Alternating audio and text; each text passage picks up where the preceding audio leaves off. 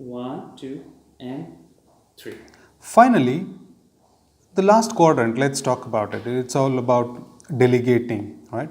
In this particular quadrant, we usually ask people who are more experienced to take on more responsibility.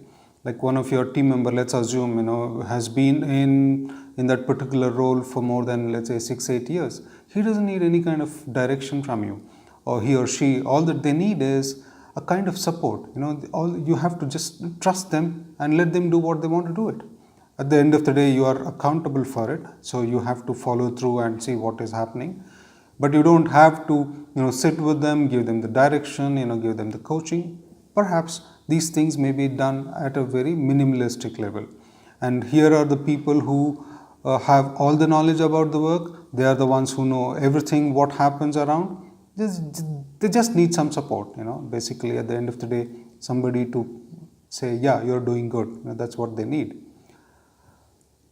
Just to summarize what we spoke a while back, there are 4 quadrants in situational leadership. The first one being the directing quadrant, and the second one being the or let's say the first one being the telling quadrant, second one being the selling quadrant, and third one being the participating quadrant, and the last one being the delegating quadrant.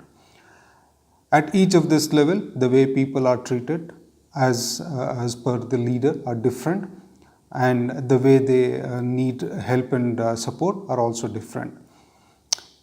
The way as I see this in my previous assignment, when I was handling almost 14 to 15 different people on almost 8 to 9 different nationalities, I had to quickly understand what these guys fit into, which quadrant they fit into, and most of them, believe me, they were fitting into quadrant number 4, and that is the most difficult task, my friends. It's not easy to deal with people who know everything. At the same time, I also had people who were in the first quadrant and in the second quadrant and in the third quadrant. The last experience of mine taught me a lot of good things about how to deal with different kinds of people.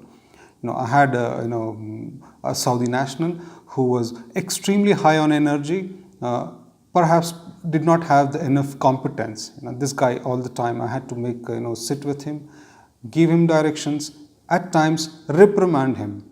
Okay? Which means, no, this is what I want you to do, this is how I want you to do. Tell him exactly what needs to be done. Believe me, this guy, even today after all the assignments are done, is still good friends with me and comes back and talks how to do certain things. Okay. At the second quadrant also, I had an Indian guy who had quite an amazing experience per se. He had 8 to 10 years of experience, but this was his first experience in leadership development. I had to sit with him, spend time with him and say, okay, this is how the things are done here differently from your previous assignment. Okay, you are doing something else, but this is how it happens, and I will be following up with you. Well, I could see at times, there was an element of uncomfortability saying, I know what I'm doing. Why are you following, or why are you doing this with me? So I had to say, yes, you know what you're doing. However, I want you to do it in this way because you're new to this. And at the third quadrant, I had a Pakistani colleague working with me. This guy was good. Perhaps he had little less confidence in his abilities than what otherwise I would have put him in level 4. Right? With him, I had to tell him what needs to be done, and then say, okay, what kind of support you want, what do you need help in, if you want to prepare this kind of report, or if you want to talk to different people, what help do you need from me? So this was the way I used to deal with him. At the fourth quadrant, again another Pakistani colleague of mine, all that I had to tell him is, I need this, or I want you to do this, and things would happen. The difference between the one in the third quadrant and in the fourth quadrant, I would always believe, was the amount of trust I placed in them rather than any other thing to do with skill. I would just urge all the leaders out there to use probably this 4-quadrant theory more effectively. As soon as you start leading a team, just look for yourself, put your team members into this quadrant and say, where does this guy fit in, this guy fit in, this guy fit in, and then work with them. Believe me, my friends, it's going to really make huge amount of difference, not just to you, even for your team members. And I'm just sharing with you my personal experience.